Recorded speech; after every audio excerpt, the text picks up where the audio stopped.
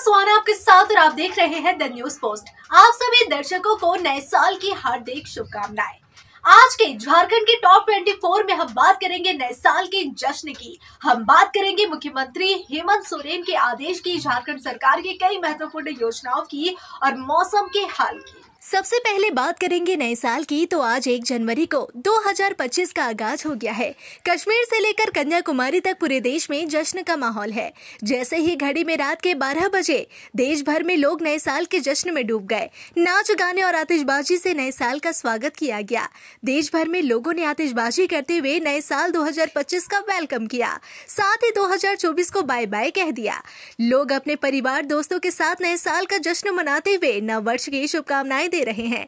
आधी रात होने के बावजूद शहरों के बाजारों में भारी रौनक देखने को मिले। वहीं धार्मिक संस्थानों में 31 दिसंबर को साल के आखिरी दिन मंदिरों में भी भीड़ उमड़ पड़ी। कड़ाके की सर्दी के बाद भी लोग अपने घरों से निकले। 1 जनवरी के लिए अनुमान लगाया जा रहा है कि मंदिरों और गिरजा घरों में लोगों की भारी भीड़ उमड़ सकती है, जिसके लिए सभी जिलों के अधिकारियों को सख्त निर्देश दे दिए गए हैं। साथ ही सुरक्षा के भी कड़े इंतजाम कर दिए गए हैं। वहीं रांची के ऐतिहासिक पहाड़ी मंदिर की बात करें तो 1 जनवरी को पहाड़ी मंदिर का पट तड़के 4 बजे भक्तों के लिए खोल दिए गए थे और सुबह 3:30 बजे सरकारी पूजा की गई थी। मंदिर में नव वर्ष पर भक्तों की भीड़ को देखते हुए अर्घा सिस्टम लगाया गया है। साथ ही जलाभिषेक के लिए विशेष जल की व्यवस्था की गई है। साथ सज्जा और सुरक्षा के लिए सदस्य, वॉलेंटियर, जिला प्रशासन और मजिस्ट्रेट तैनात कर दिए गए हैं। वहीं शाम 6:30 बजे बाबा का श्रृंगार होगा।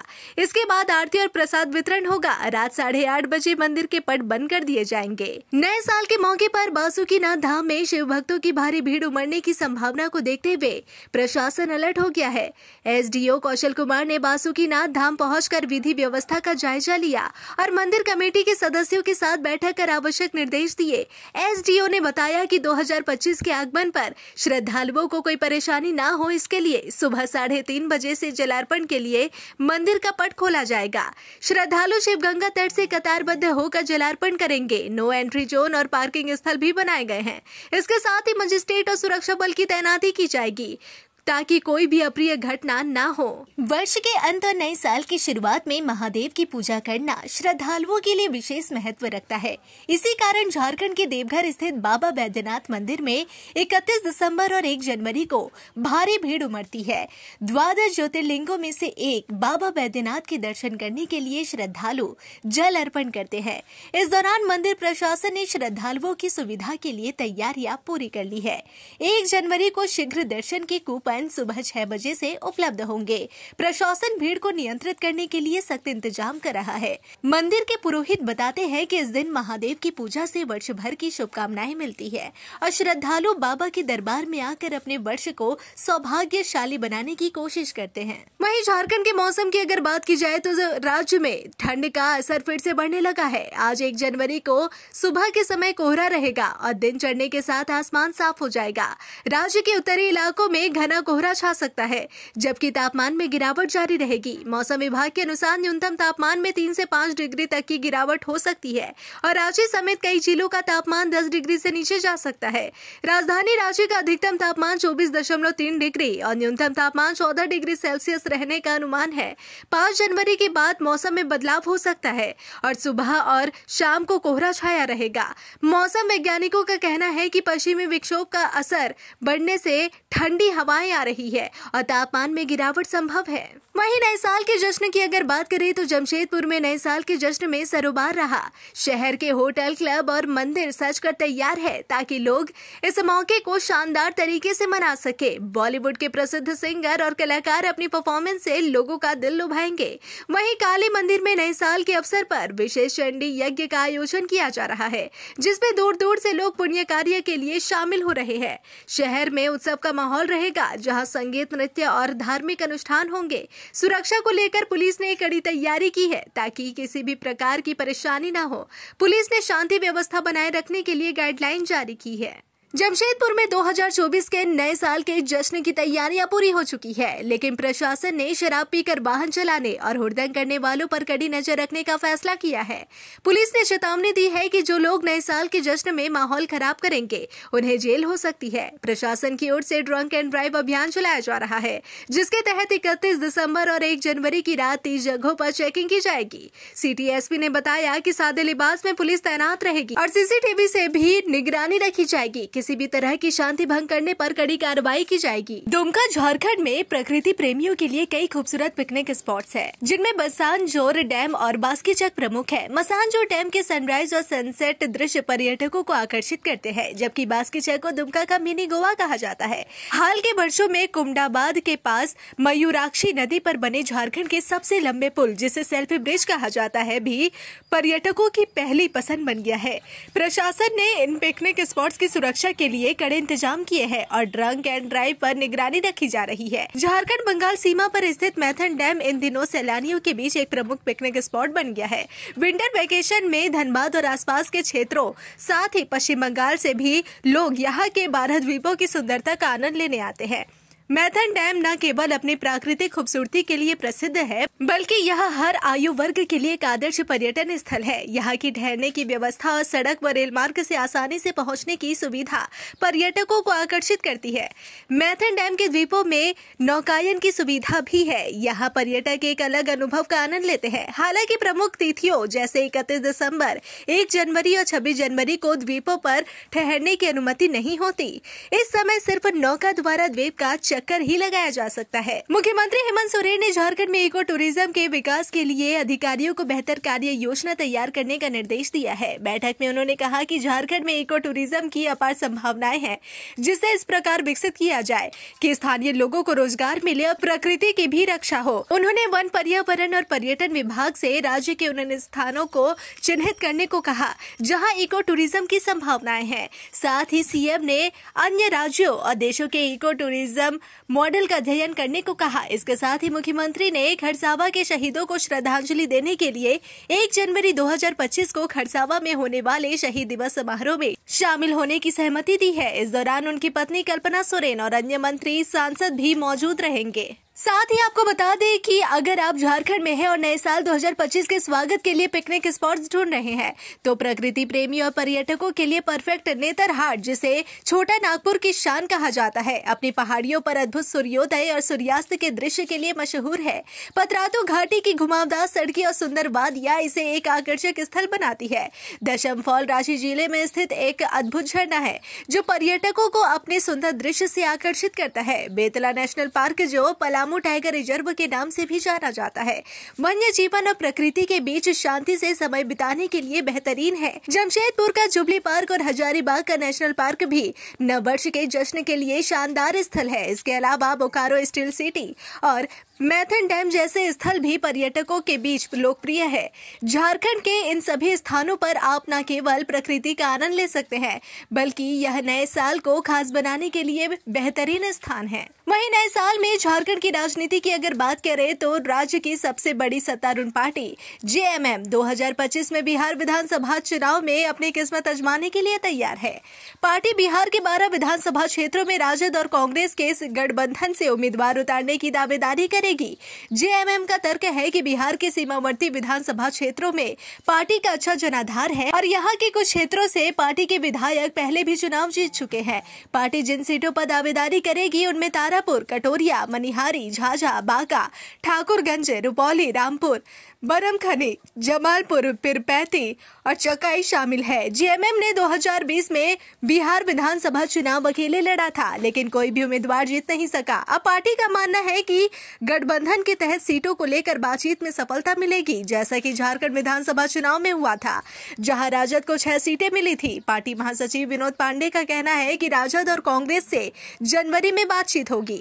झारखंड और बिहार के गठबंधन के पुराने रिश्ते और शिबू सोरेन और लालू प्रसाद यादव के बीच की दोस्ती भी इस दावेदारी को मजबूत बनाती। बात करें बीजेपी की, तो झारखंड बीजेपी ने भी एक महत्वपूर्ण बैठक कर बताया कि इस बैठक में नए साल में पार्टी को किस तरीके से मजबूत और धारदार बनाया जाए, इसे लेकर रणनीति बनाई गई है। आपको भाजपा मुख्यालय में हुई संगठन की बैठक के बाद झारखंड प्रदेश कार्यालय में संगठन पर्व और सदस्यता अभियान के तहत बैठक आयोजित की गई थी।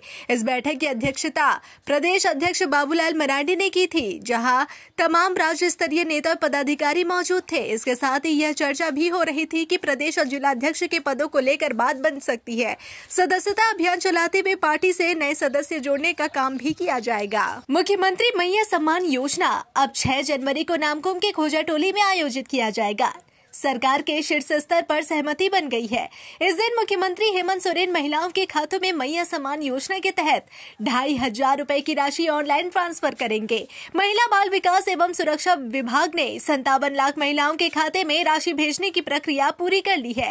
पहले यह समारोह 28 दिसंबर को होने वाला था, लेकिन पूर्व प्रधानमंत्री मनमोहन सिंह के निधन के कारण इसे स्थगित कर दिया गया था। गढ़वा विधानसभा क्षेत्र से भाजपा विधायक सत्येंद्र नाथ तिवारी और मेराल प्रखंड के तीसरा टेटुका के मुखिया पति जगजीवन के खिलाफ एक संवेदक संजय चौबे ने मेराल थाने में प्राथमिकी दर्ज की है। संवेदक ने आरोप लगाया है कि दोनों ने मोबाइल पर गाली गलौज की और रंगदारी की मांग की। इस मामले के बाद गढ़वा का राजनीतिक माहौल गर्मा गया है और नए साल से पहले यह मामला सुर्खियों में है। संवेदक के समर्थकों ने विधायक का पुतला फूका और प्रेस वार्ता कर नाराजगी जताई। संवेदक ने पुलिस को मोबाइल रिकॉर्डिंग भी सौंपी है, जो अब सोशल मीडिया पर वायरल हो रही है। एसपी ने कहा कि आवेदन मिल चुका है और जांच जारी है। गिरिडीह साइबर पुलिस ने मंगलवार को 4 साइबर अपराधियों को गिरफ्तार किया। इनमें अफजल अंसारी, मोहम्मद शमीम अंसारी, मनीर अंसारी और रयूफ अंसारी शामिल है, जिन्हें गांडेय थाना इलाके के कारोडीह रोड से पकड़ा गया। पुलिस ने उनके पास से 14 मोबाइल फोन और 20 फर्जी सिम कार्ड बरामद किए गए। गिरफ्तार अफजल अंसारी को पुलिस ने विशेष रूप से शातिर अपराधी बताया। अफजल पिछले 10 वर्षों से साइबर अपराध से जुड़ा था और उसने अपने 3 साथियों को भी इस अपराध में शामिल किया। अफजल ने गूगल पर फर्जी मोबाइल नंबरों को पंजीकृत कर रखा था। जब लोग कुरियर के ऑर्डर पर कॉल करते तो वहां उनकी जानकारी लेकर उनके बैंक खातों को खाली कर देता था। साइबर पुलिस ने प्रेस वार्ता में इस अपराधी गिरोह के बारे में पूरी जानकारी दी। रांची नगर निगम नए साल में ट्रैफिक और सफाई बाधित करने वाले दुकानदारों के खिलाफ कड़ी कार्रवाई की तैयारी में है। निगम ने दुकानदारों को 3 दिन का समय दिया है ताकि वे अपनी दुकानों के आगे वाहन पार्क करने और सामान रखने से बचे। उप प्रशासक द्वारा जारी नोटिस में कहा गया कि दुकान के बाहर पार्किंग से ट्रैफिक व्यवस्था प्रभावित होती है और सामान रखने से सफाई कार्य में बाधा आती है। यह भवन प्लान अधिनियम और झारखंड नगर पालिका अधिनियम 2011 का उल्लंघन है, जिसके तहत ऐसे दुकानदारों के भवन सील कर दिए जाएंगे। निगम ने यह भी निर्देशित किया कि व्यावसायिक प्रतिष्ठानों को चिन्हित पार्किंग स्थलों का उपयोग करना होगा। कई प्रतिष्ठान अपने पार्किंग स्थान को अन्य कार्यों के लिए उपयोग कर रहे हैं, जिससे सड़क पर वाहन खड़े रहते हैं और ट्रैफिक जाम होता है। पलामू जिले के पाकी प्रखंड स्थित एक कॉलेज परिसर में मंगलवार को हिमालयन उल्लू पाया गया। जी हां, कॉलेज के शिक्षक और स्थानीय मजदूरों ने उल्लू को देखा और वन विभाग को इसकी सूचना दी। वन विभाग के कर्मी महेंद्र प्रसाद और दीनानाथ शर्मा मौके पर पहुंचे और दोनों उल्लुओं का रेस्क्यू किया गया। शारीरिक संरचना से पता चलता है कि ये उल्लू ठंडे प्रदेशों में पाए जाते हैं और हिमालयन उल्लू होने की संभावना है। वन कर्मियों के अनुसार यह पलामू जिले में इस तरह का उल्लू पहली बार देखा गया। उल्लू को पलामू टाइगर रिजर्व में सौंपा जाएगा। जवाहर नवोदय विद्यालय में 6ठी कक्षा में प्रवेश के लिए जवाहर नवोदय विद्यालय चयन परीक्षा 2025 का आयोजन 18 जनवरी को होगा। प्रवेश पत्र ऑनलाइन उपलब्ध है। इसके लिए प्रवेश पत्र ऑनलाइन डाउनलोड करने होंगे। प्रवेश पत्र प्राप्ति पे समस्या होने पर नजदीकी JNV में संपर्क किया जा सकता है। नए साल के साथ ही एक नई पीढ़ी का भी आगाज होने जा रहा है। 2025 से 2039 तक पैदा होने वाले बच्चे अब जैन बीटा कहलाएंगे। अब तक हम जैन जेड और जैन अल्फा के बारे में सुनते आए हैं, लेकिन अब जैन बीटा का दौर शुरू होने जा रहा है। हर पीढ़ी को अलग अलग नाम इसलिए दिया जाता है क्योंकि समय के साथ इनकी विशेषताएं और जीवन शैली बदल जाती है। जैन बीटा के बच्चे अगले कई दशकों में अपनी पहचान बनाएंगे, जो भविष्य के समाज और तकनीकी बदलावों का हिस्सा होंगे। झारखंड कैडर के 1993 बैच के IPS अधिकारी मुरारी लाल मीणा मंगलवार को सेवानिवृत्त हो गए। वे रेल DG के पद पर कार्यरत थे और अक्टूबर 2024 में उन्हें DG रैंक में प्रोन्नति मिली थी। इससे पहले वे CID स्पेशल ब्रांच और पुलिस मुख्यालय में कई महत्वपूर्ण पदों पर रहे। मुरारी लाल मीणा को 3 जनवरी 2025 को झारखंड पुलिस मुख्यालय की ओर से फेयरवेल दिया जाएगा। जनवरी 2025 में डीजी रैंक में 3 पद खाली होंगे, जिसमें अजय कुमार सिंह, आरके मल्लिक और मुरारी लाल मीणा का भी नाम शामिल है। राज्य में झारखंड सरकार द्वारा शुरू की गई अबुआ आवास योजना के तहत जरूरतमंद परिवारों को पक्का मकान प्रदान किया जा रहा है। इस योजना के लिए लाखों लोगों ने आवेदन किया है, लेकिन कई लोग सही प्रक्रिया का पालन न करने के कारण लाभ से वंचित हो जाते हैं। यदि आपने अबुआ आवास योजना के लिए आवेदन किया है और अब तक आपके आवेदन को स्वीकार नहीं किया गया है, तो आप अपनी आवेदक तिथि चेक कर सकते हैं। आप आधिकारिक वेबसाइट पर जाकर Abua Awas Yojana district wise list देख सकते हैं। यहाँ पर अपने जिले, ब्लॉक और ग्राम पंचायत का नाम दर्ज करके आप जान सकते हैं कि आपका आवेदन स्वीकार हुआ है या नहीं। अगर आपका नाम वेटिंग लिस्ट में है तो आपको आने वाले लाभार्थी सूची में शामिल किया जा सकता है। योजना का लाभ उन परिवारों को मिलेगा जिनके पास पक्का मकान नहीं है और जिन्होंने प्रधानमंत्री आवास योजना का लाभ नहीं लिया है। आवेदन करने के लिए आवश्यक दस्तावेजों में Aadhaar card, passport size photo, mobile number, bank खाता, राशन कार्ड, आय प्रमाण पत्र और निवास प्रमाण पत्र शामिल है। अबुआ आवास योजना के तहत 2 लाख रुपए तक का अनुदान दिया जाएगा, जिससे 3 कमरे वाला पक्का मकान, किचन, बरामदा बनवाया जा सके। झारखंड के मुख्यमंत्री हेमंत सोरेन की सरकार ने राज्य की लड़कियों और युवतियों को कैंसर से बचाने के लिए एक नई पहल की शुरुआत करने का निर्णय लिया है। इसके तहत 9 से 25 वर्ष की आयु की लड़कियों को मुफ्त में HPV का टीका लगाया जाएगा, जो सर्वाइकल कैंसर और अन्य कैंसर से बचाव में मदद करेगा। स्वास्थ्य विभाग इस योजना के प्रस्ताव को तैयार कर रहा है, जिसे कैबिनेट में मंजूरी के लिए भेज दिया जाएगा। यह टीकाकरण अभियान 4 फरवरी से शुरू होने की संभावना है और पहले चरण में इसे 6 जिलों यानी धनबाद, बोकारो, गिरिडीह, गोड्डा, देवघर और साहिबगंज में लागू किया जाएगा। इस योजना का लक्ष्य 25 लाख लड़कियों और युवतियों को HPV टीकाकरण से आच्छादित करना है। HPV वायरस यौन संपर्क से फैलता है और यह सर्वाइकल कैंसर समेत अन्य कैंसर का कारण बन सकता है। HPV वैक्सीन इन कैंसरों को 90% तक रोका जा सकता है। फिलहाल इस बुलेटिन में बस इतना ही। ऐसे ही तमाम खबरों के लिए बने रहे द न्यूज पोस्ट के साथ।